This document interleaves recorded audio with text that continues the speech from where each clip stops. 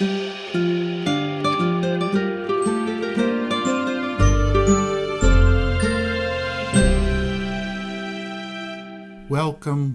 once again to Adventures in Theater History.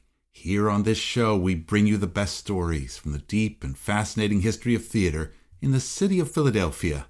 I'm your host, Peter Schmitz. Our sound engineering and original theme music are by Christopher Mark Colucci. In this episode, we complete the story of the Theater of the Living Arts on South Street during the 1960s, and in fact, here we wrap up our entire Season 2 that we started back in the autumn of 2022 and that we have been calling Drama is Conflict. Now, we have not covered all possible narratives in Philly theater that include stories of riots, lawsuits, censorship, arrests, screaming fights in the lobby, and so forth. Oh, there are plenty more of those, buckets of them, always something else like that, turning up in the archives. It keeps the life of a Philly theater historian interesting, believe me. But when we eventually get to those other stories, and we will, we'll frame them in a different overall context, that's all. If you haven't heard our other two episodes about the Theater of the Living Arts, the first one subtitled A Beginning, and the second one called The Middle, I would suggest you go back and catch up, because it will help to make everything we're discussing here today and this show extra clear. But of course, that's up to you. We're happy to have you here listening to us today. We're especially going to discuss in this episode the production of Rochelle Owen's play Beclch at the TLA in late 1966 to early 1967, a play which brought to a head all the disputes that had slowly been brewing between the board of directors and the artistic director, Andre Gregory.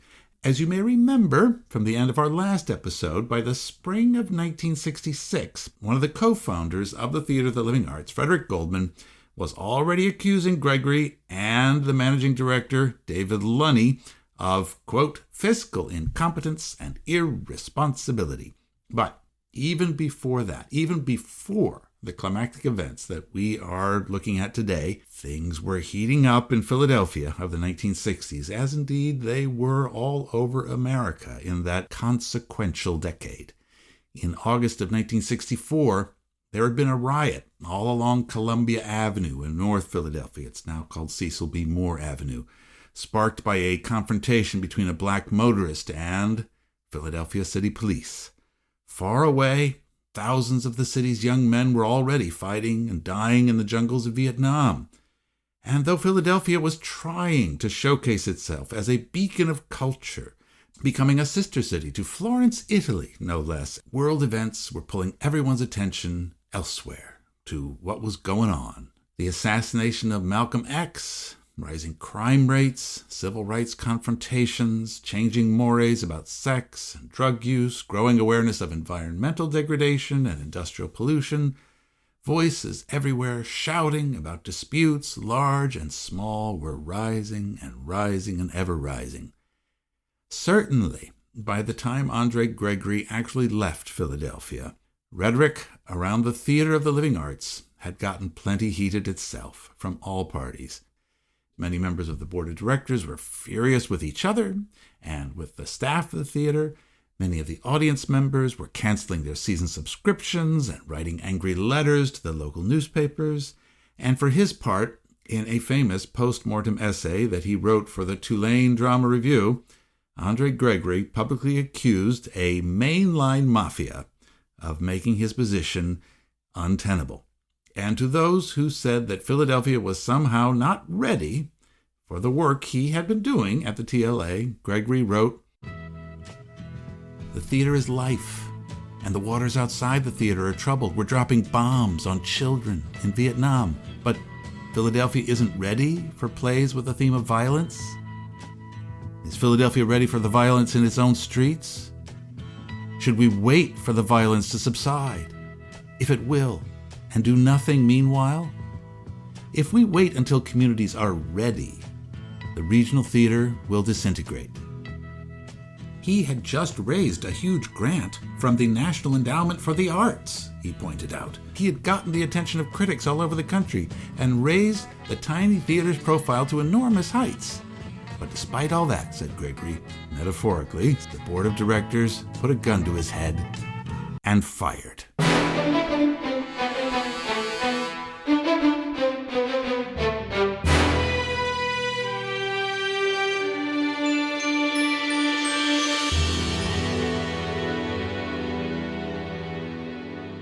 Okay, let's go back a bit. Rehearsals for the third season of the Theater of Living Arts had begun on August 3rd, 1966, for a play called A Dream of Love by the New Jersey physician/poet William Carlos Williams. This was to be the first play of Andre Gregory's projected all-American season for the company, which had indeed expanded, as announced, to 6 shows this year, though Gregory's plans for expanding rehearsal periods to an almost unheard of 6 weeks had to be put aside due to budgetary constraints. Now, this did not mean that the Theater of the Living Arts was living within its means. The archives of the Historical Society of Pennsylvania hold the projected budget plan for the 66-67 TLA season, even before it started. I've seen it, and the figures on it just amaze me, even today. There were expected total expenditures of $560,000 and anticipated revenues of only $312,000, leaving a deficit of almost $250,000. And this was after they were already carrying a deficit of $148,000 from the year before. Where was this money going to be made up? Especially with the pressing need to raise funds for a new building, because let's remember, there were still plans by the city of Philadelphia to raise the theater's building along with the rest of South Street to make room for a crosstown highway. That was still officially a live project. Well, said this budget document, which was apparently generated for the information of the TLA Board of Directors, quote, "We anticipate a direction of donated funds towards that project," close quote. So, get ready to pony up, folks, I guess. Maybe the rest of the deficit's funding would eventually come from the National Endowment for the Arts, or the Ford Foundation, or from some local Philadelphia Maecenas like the Haas Family Foundation, or who knows. There definitely seemed to be a blithe assurance that, well, somebody would eventually come to the rescue. And by the way, from what I can find out, this was not out of the ordinary for other American regional theaters at that time. Some places went belly up, it's true, but other theaters managed to struggle on year after year after year. Eventually, everyone felt some checks would come in, some loans would be arranged, and the deficit would get kicked down the road. Welcome to the world of nonprofit American theater, the way it would be for the next 50 years, and indeed, the way many people run things even today. Meanwhile, back in '66, Groust original TLA founder Fred Goldman, he had been kicked off the board, and his charges of financial mismanagement against Gregory and Lunny had been dismissed. The board, in fact, had sued Goldman and the other founders to force them to sell the theater back. They still held the title to the actual building. The board had assented to increasing Gregory's salary and charged Goldman, and then he had jaunted off for a summer in Portugal, not even sticking around to help fix that deficit. Back at home, the TLA's first production of the third season, Dream of Love, was clearly not going to induce anyone in Philadelphia to break out their checkbooks to cover that deficit. Dream of Love was, at that point, a 20-year-old play, and it was a deeply personal depiction of William Carlos Williams' own household in New Jersey, complete with his inner sexual longings and a depiction of his marital infidelities. As directed by Lawrence Kornfeld, the show had its difficulties, as one Philly reviewer put it, both with the actors and with the scenery, apparently. It did feature the performance of the first black actors ever to be hired by the company, Gertrude Jeanette and Georgia Burke, in roles of the family domestic servant and her friend. Those two performers got the biggest applause of the evening when they sang a hymn together in the course of the action. Now, in the midst of all this, David Lunney, and the TLA staff were nonetheless not just sitting back passively, waiting for things to work out. They had competition. There was other theater going on in Philly that fall, and not just what you might expect. A touring production of Marasad was being performed at the stodgy old Playhouse in the Park, for goodness sake. And for more conventional theater goers, Ethel Merman was bringing a revival of Irving Berlin's Annie Get Your Gun to the Forest Theater, and Mary Tyler Moore and Richard Chamberlain were arriving in October to the Forest with a new musical called Holly Golightly, based on Truman Capote's Breakfast at Tiffany's. The city's period as a tryout town was not over, after all. In fact, Brian Friel's Irish drama, Philadelphia, Here I Come, had successfully come through town on its way to Broadway at the Walnut Street Theater earlier that very year. Now, this is exactly the sort of thing we'll get to discussing in our own third season when we focus on Philly, the tryout town, I promise. But I only mention these plays just to tell you that the scrappy little nonprofit theater company on South Street, way off on the edges of town, had to scramble to get folks' attention as they competed with these commercial productions with large PR budgets. And you have to hand it to whoever was running publicity for the TLA. They worked hard and very inventively with the resources that they had. All that fall, they played up the Americana theme with newspaper ads and flyers that looked like political campaign posters, touting season subscriptions to the remaining 5 shows in the season. A campaign-style sound truck was even hired to tour up and down Philadelphia streets, driven by attractive young female staffers and cast members, with a huge poster on the side of the truck that read, "The People's Choice, a landslide victory for Philadelphia theater." And there was reason to crow, after all.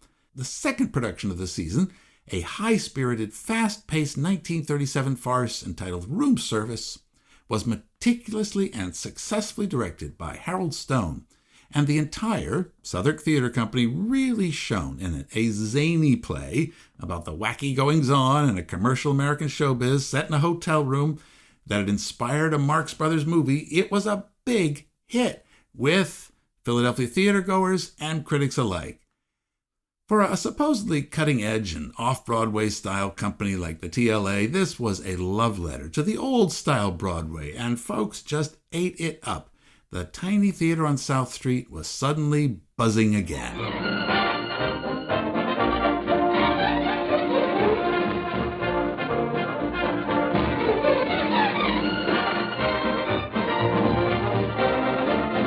And now, at last, we come to the play that, more than any other single production, has come to represent the Andre Gregory tenure in Philadelphia. This is the play with the rather dauntingly unpronounceable and unspellable name of Beclch, Beclch, Beclch. The show was directed by Andre Gregory himself, and it was written by the young New York poet Rochelle Owens. She was part of the 60s downtown scene at Judson's Poets Theater on Washington Square and La Mama ETC in the East Village. Owens' work Futz, F-U-T-Z, a play which featured copious bestiality, had recently created quite a stir in New York, and Andre Gregory had sought her out to write her next play, Beclch, for a world premiere in Philadelphia. Beclch was a work in the vein of the theater of cruelty, a la Antonin Artaud. It was an absurdist play set in a mythical version of Africa, an Africa of the mind, in which Beclch, a bored white American housewife who somehow had become a conquering queen, cruelly and selfishly destroyed everything she could while fulfilling her deepest lusts. The script is full of violent imagery, frank language, and episodes of seemingly random capriciousness. There's a cockfight, a man who walks around with a leg swollen with elephantiasis and then is ordered off to strangle himself to death. Queen Beclch smears honey on her subjects' bellies and then licks them off, and then she sacrifices a goat on stage and gleefully dips her hands in its guts.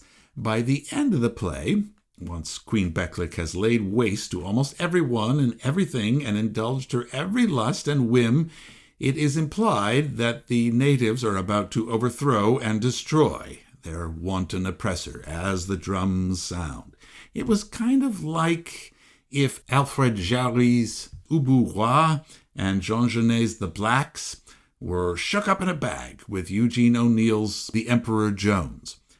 Indeed, I was not at all surprised to learn that Rochelle Owens had apparently read Eugene O'Neill's works deeply at a young age. But however you might describe it, it was a far cry from room service, that's for sure.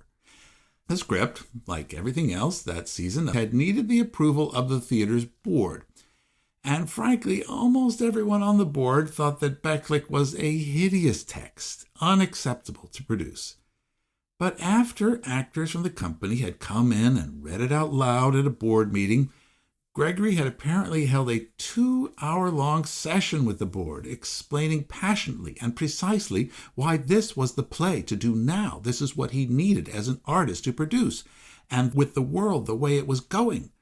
According to company member Jerry Dempsey, who was interviewed later,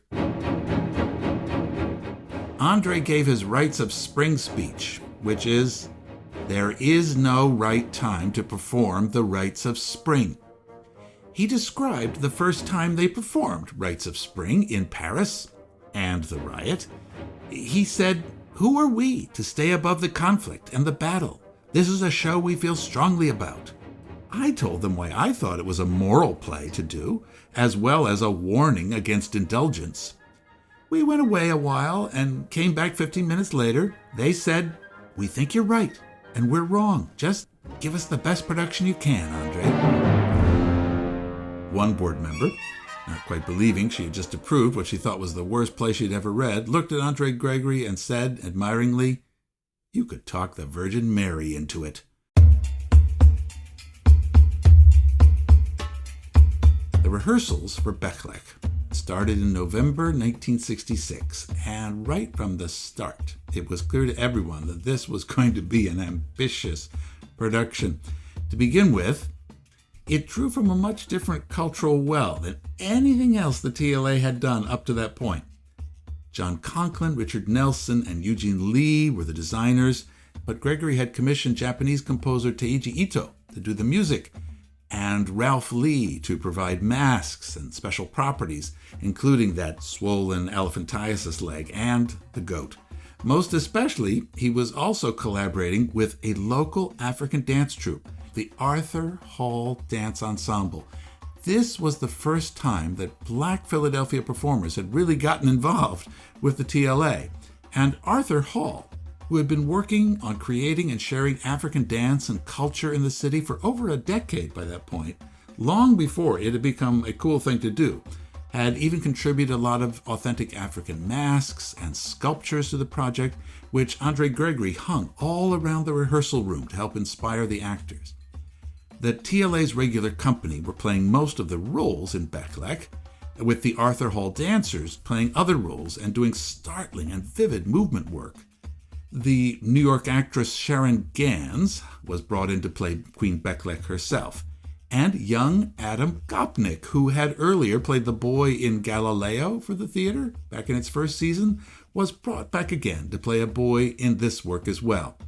Now, this was not a simple role, and it must have been a little daunting for Gopnik's parents, because the boy in Beclch had to be murdered during the course of the play, quite violently, and company member Lois Smith, who played a role called the Preacher Woman, had to carry off his body before being flayed alive herself. The musicians for the Arthur Hall Dance Company provided drumming throughout the process, and even during rehearsals, the floor was covered with padding and mattresses, just as the eventual stage would be. Gregory wanted to create a world where everything was unstable and slightly nauseating to walk through. Speaking of nauseating, the props department of the TLA was dispatched to a local Philadelphia chemistry lab to get a canister of authentic goat smell, though when this canister was unwisely released a bit too generously for the first time in the theater and made its way through the ventilation system, almost everybody ran out, retching. But reportedly, Andre Gregory stayed behind in the theater yelling, "I love it!" As Gregory himself writes in his recently published memoir, entitled This Is Not My Memoir, he was having the time of his life. But he admits that he didn't necessarily go about things in the best way. Quote, "The quiet-spoken, polite-seeming gentleman Andre transformed himself into a wolf man, raging through his own theater world, vengeful and angry, shooting fire out of his ears. Still angry at my parents, I was bent on destruction. I couldn't battle my parents directly, so instead I was determined to drive my boring bourgeois subscription audience screaming out of the theater. I was also a young director saying, 'Look what I can do. Look what the theater can do.'" There was also, in the show, by several accounts, an interracial couple miming sex in the aisle, as well as a lot of nudity and near nudity throughout. It was at least not a live goat being sacrificed on stage in the end, although there was a goat smell. The goat was played by a little stuffed animal on which a package of meat was removed from a little compartment in the side. Now, that's all very interesting, but to me, one of the most astounding facts about this production of Beclch was that Gregory had scheduled it to open on December 20th. Merry Christmas, everyone! And it was to play throughout January. No Christmas Carol cash cow for the TLA, no sir. In his memoir, Gregory also recalls that the audience hated it, and they walked out in droves every night, and that local critics hated it too. And this is mostly true. I can attest to that because I've read those reviews. Though the critic for the Camden Courier-Press actually said that the play was exactly the sort of thing that the theater should be doing, other critics came not only from Philadelphia, but from elsewhere in the country. They came from far and wide just to pan that play, including Martin Gottfried in Women's Wear Daily. Did you know that Women's Wear Daily used to have a drama critic? Gottfried called the whole experience disgusting and, quote, "amateur to the core." But Andre Gregory also wrote in his memoir that after a few weeks, people started to come back to check it out. Once a glowing review by Ted Kalem was printed in Time magazine. But looking into it, I gotta say that's not quite right, as that particular review, though it was very approving, was not actually published until the play was almost closed. Kalem noted in his Time magazine review that Beclch was violently opposed by some in Philadelphia. Quote, "If this kind of play remained in the repertory," wrote two lady trustees, "the theater would shortly be filled with only junkies, delinquents, and some college kids." Close quotes. Both Gregory and Rochelle Owens would later boast of the fuss they caused. This was actually a bit of a badge of honor for a cutting-edge theater artist of the 1960s. It proved that their work was hitting the mark, that it was upsetting the bourgeoisie, which needed upsetting, that the work they were doing mattered. One thing that everybody who saw or worked on Beclch agreed upon was that the African dancing in it was startlingly wonderful, the best thing about the show. And during the run, Hall and his company gave a concert at the TLA on a January night when the play was not being performed. The Philadelphia Tribune reported, quote, "Backed by a virtual orchestra of drummers, the dancers put on a show guaranteed to pulse the joy of life into the veins of the most indifferent spectator and deeply impress some of the magic and splendor of African culture into all." But there's no denying that for the institution, it was a disaster. I've seen the daily TLA box office reports for Beclch in the archives in the theater collection of the Free Library of Philadelphia. Although attendance numbers actually peaked in late December, as many New York theater folks came down to Philly to check out what the fuss was all about, Christmas Eve, they actually sold out the house. By the end of January, Beclch was playing to houses that were only halfway filled, and often even less. According to these figures, and again, these are the actual numbers recorded by the house manager, overall, only about 1,300 people a week for 6 weeks actually saw the play at all. And this was a figure that would not even fill up the balcony for one night at Oscar Hammerstein's Opera House on North Broad Street, where they had packed them in to see Salome. in the year 1909.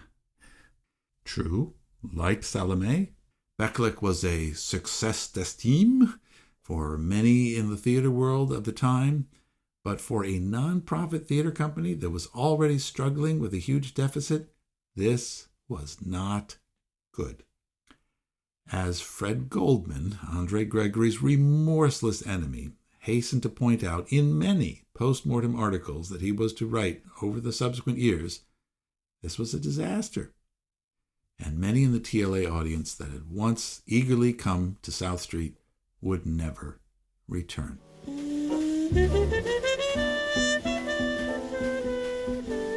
So, let's address this issue. Why Philadelphia audiences never fully came back, even after Gregory had left, to support the Theater of the Living Arts, and why this whole topic relates to issues and themes that we've been examining throughout the season of this podcast, indeed throughout almost every episode we've done so far. This subject also has implications for the current historical moment, the situation that American theater finds itself in right now, when many nonprofit theater companies all over the country are struggling, and some are failing, and many are closing. Indeed, although no one seems to have mentioned it at the time, back in 1967, I'm almost immediately reminded of the story of Oscar Hammerstein and his Philadelphia Opera House, which had taken place in this city 60 years previously. In that case, as with Andre Gregory in the Living Arts, we can see a charismatic visionary arriving from out of town and shaping a dynamic and exciting performing arts institution in a previously unexplored area of the city. This dynamic outsider has both enormous gifts and many inherent challenges for everyone that has to deal with them here in Philadelphia. These visionary leaders create an exciting atmosphere in which other artists find scope and expression, and audiences begin to flock to be a part of the experience. And even if they don't completely enjoy everything about what they find at this new institution on any particular night, they return again, knowing they'll find it on another. A tremendous sense of occasion is built up, both locally and elsewhere. Suddenly, what is happening in Philadelphia is important again, and media and critical attention from around the nation is drawn to the spectacle. Everyone who is drawn into that orbit, who is part of the enterprise, feels that this is special. We are part of something really good and interesting and consequential. Well, sure, scandal and controversy erupts. Salome removes her veils on stage to Strauss's lascivious music. A playboy of the Western world boasts of killing his father. An actress walks around with one breast exposed. But these aren't deal breakers. In fact, they add to the feeling that there's cultural relevance and impact. We're not living and working in a provincial backwater after all. This matters. So, as I say, we've been looking at this sort of phenomenon ever since the very beginnings of Philadelphia's theater history, ever since European-style dramas began to be performed along the banks of the Delaware in the 18th century on what was then the very edges of the English-speaking world. Philadelphia audiences seemed to feel that they were part of a very specific cultural tension, even if they were not at the cultural center of the civilization. This very fact that they were on the edge made something else very present, that there was always a question in the back of everyone's minds. Is this play that we're watching, good? Or is what we get here in Philly just a cheap knockoff? And the real art, the stuff that really matters, can that only really be found in London or Paris or New York? When you're in the center of things and you know it, you don't really feel that tension. What you are doing in the center is almost by definition important, but out in the regions, it's different. You may be working on the exact same texts as the people in the center. You may be using the exact same artistic techniques. You may have the same technical capabilities in your theater, but that niggling doubt remains. Yeah, this is good, but does it matter?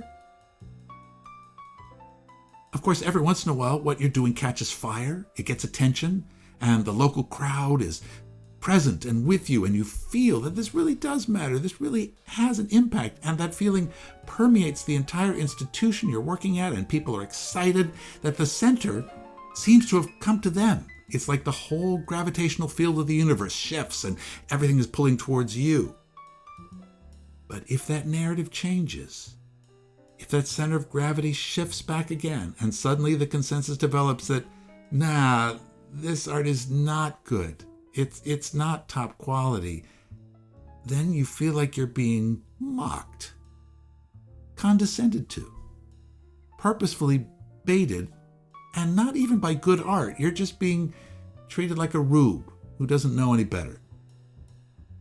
And if that's the feeling that suddenly happens around any institution, well then, folks don't tend to stick around and come and check it out. I would argue a little bit with Andre Gregory of 1966. It's not just a question of when is the right time to do the rites of spring, but it's also where and for whom is the right time. Where and for whom do you perform the rites of spring? Is this the Ballet Russe in Paris with wealthy industrialists and bankers as your patron? Or are you Oscar Hammerstein in New York with Otto Kahn ready to buy you out when you falter? Or are you a struggling, small, nonprofit theater company on South Street in Philadelphia? Maybe people won't riot, or maybe they will. Or maybe people will just walk away and leave you holding the bill. But it seems that even all that controversy over Beclch, even the sudden drop-off in ticket sales and the plunge in revenues, were not the straws that broke the camel's back. It wasn't even the fact that the ambitious season, as it was planned, was suddenly being changed. A production of William Saroyan's lovely play, The Time of Your Life, had been hastily inserted into the season to mollify all those patrons who had been so offended by Beclch. No, it seems that the breaking point happened in late January 1967, when managing director David Lunny, in the midst of all this, asked for a raise so that his salary would be equal to Andre Gregory's, and he would be recompensed for all the work that he had been putting in all this time. After this request, there was a super contentious board meeting where a lot of financial issues that had previously been swept under the rug were now hauled out and thrown in David Lunny's face. The yawning deficit, it became clear to many on the board, was something they might have to pay personally. And it became clear that Lunny had not even been handing over the withholding taxes on his employees' payrolls properly. And now those back taxes were being pursued by the IRS. After this meeting, Lunny was fired. Andre Gregory resigned in protest and first made his crack about the mainline mafia in the Philly newspapers. And then the next day changed his mind, and he unresigned and said he would stick around, that his contract was still in force. And then, in early February 1967, Andre Gregory was fired as well. I'm not at all clear exactly how that happened, and maybe it's not important. I do see that there was a PBS TV crew coming down to Philly to interview Gregory about all the exciting work he was doing at the TLA, and according to some accounts, even as he was walking around the theater and talking to them and taping this show, the board president was demanding that he leave the building. And according to an interview that Gregory did with the comedian John Mulaney just a few years ago, eventually the Philadelphia police were called in and escorted him off the premises. They put him in a cop car, they drove him over the bridge to New Jersey, told him not to come back to Philly ever again. He did sneak back to the city to come home and pack a few things, he admitted, but soon he left again. Andre Gregory did sue the board for wrongful dismissal, however, and eventually he won a financial settlement in court. Both he and David Lunny were immediately hired to run a new theater company in Los Angeles, staging classic plays for audiences that consisted chiefly of high school students. They got a big grant from the National Endowment for the Arts to do that. Now, pretty quickly, that theater went out of business too, after its productions ran into fervent opposition from yet another scandalized board of directors. And a couple of months later, Andre Gregory wrote a famously scathing article about his time in the TLA in the Tulane Drama Review, which we've already quoted, in which he also said, "The real causes of my dismissal were artistic policy, money, and communication problems, in that order. The board and I were both working to create a theater in Philadelphia. The difficulty was that we were trying to create two different kinds of theater." Now, many folks back in Philly saw this article and immediately disputed Gregory's narrative of events. One, a theater patron named Gerald Wheels, wrote into the TDR saying, "Since Gregory was artistic director, it was certainly his job to do the plays he thought were worth doing. Still, I can't really take his view of things as the real one. The famous Beclch controversy, a good part of which was manufactured for publicity, looks this way to me. On one side, the conservative members of the board complaining, and on the other, Gregory defending. What have we then but an avant-garde Philistine confronting traditional Philistines? And who is caught in the middle? Those people who want good theater." It's important to point out that the Theater of Living Arts did not immediately go out of business after Gregory left. Though some folks suggested temporarily halting productions until the fundraising deficit was filled, the TLA kept doing regular shows, kept its school going, kept selling subscriptions. Indeed, the TLA was to last 2 more complete seasons on South Street. But again, I can see in the records, its attendance numbers never came back up. And people from out of town certainly stopped coming down to Philadelphia, South Street, to see what was exciting in the American theater. That buzz was gone. After the 1968-69 season, its 5th season, the Theater of the Living Arts went bankrupt, leaving many on its board to pick up its debts. This is a famous case study in nonprofit theater management, by the way, and I'm informed by those in the business now that it is the usual practice to take out an insurance policy to avoid having board members being personally responsible. But still, it's a cautionary tale. I'm never quite sure why people sit on nonprofit theater boards myself, but I am very glad that they do. God bless them. Interestingly, the PCPA, the Philadelphia Council for Performing Arts, which means the Goldmans and the Silvermans, eventually reestablished control over the building on South Street once the theater went bust. But after a short period of managing it again, they sold it off to someone else. It just wasn't worth it. Over the years, the TLA has been used as a theater, but mostly as a concert hall and a movie venue.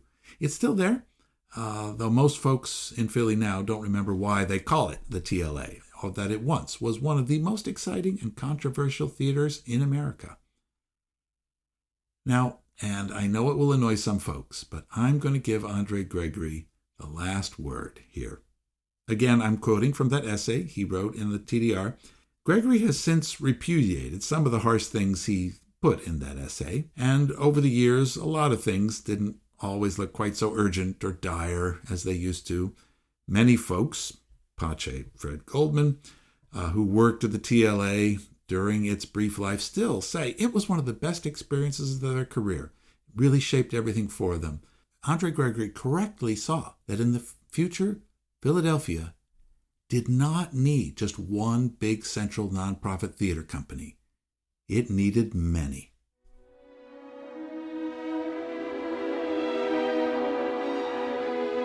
Ideally, Philadelphia should have 5 permanent theaters, each one with a specific point of view, relating to a specific audience, supported by a board which strongly underwrites that point of view.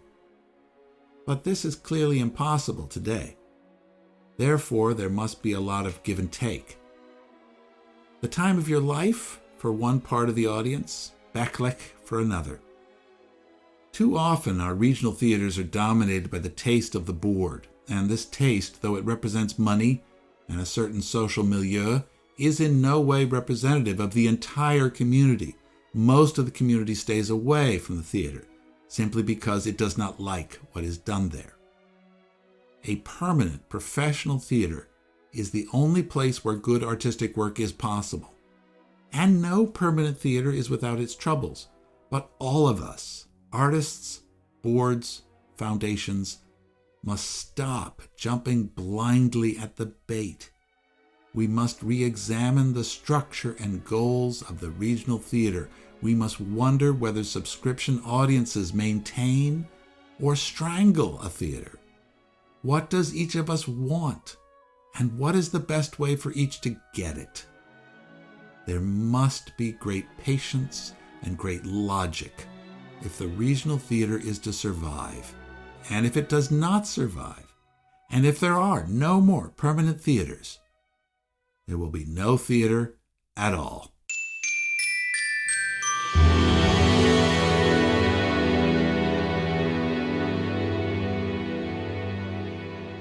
Well, that's not the end of theater, but that's the end of our 3-part exploration of the story of the Theater of Living Arts.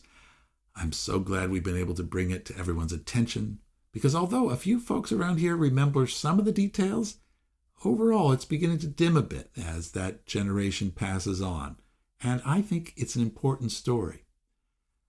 This is also the end of our Season 2, and that, just then, was the last time we'll play Chris's Drama is Conflict theme music. When we come back again with Season 3, which is going to be about Philadelphia's experience as a tryout town for Broadway shows in the 20th century. We'll have a whole new sound texture for you, I promise. Over this summer, we'll continue to put out shows, but we need a bit of a break, frankly, from doing all these deep history dives. And we'll have some summer episodes, which many will be interviews, and maybe I'll bring back a few encore episodes from Season 1. And if things go according to plan, we'll be back again with new episodes in the fall with Season 3. But don't quote me on that, by the way. There's a lot going on here at Adventures in Theater History World Headquarters. Exciting things. And I will certainly keep all of you lovely people informed about them as they develop. Thank you in advance for your understanding, for your patience, and for your support. Once again, if you have been enjoying our work here, and if you have just a few extra minutes, please leave a review about us on Apple Podcasts or wherever you're listening to this show. It means so much for our work getting bigger exposure and higher profile. It really does. A review is something that all the logarithms latch onto, and everything is logarithms these days. So leave us a review. Just put a few stars out there and type a few nice words. Thank you. Plus, and I really mean this, again, write to us. Send us an email. Let us know what you're thinking. Our email is aithpodcast@gmail.com, or you can contact us right on our website, www.aithpodcast.com. In the show notes to this episode, you can find the link to our Patreon account and to a blog post on our website, free for everybody. And there's all sorts of extra information and additional material in both places. We appreciate your attention, and we appreciate your support. Thank you, everyone, for listening today, for your attention throughout this season, and for coming along on another adventure in theater history, Philadelphia.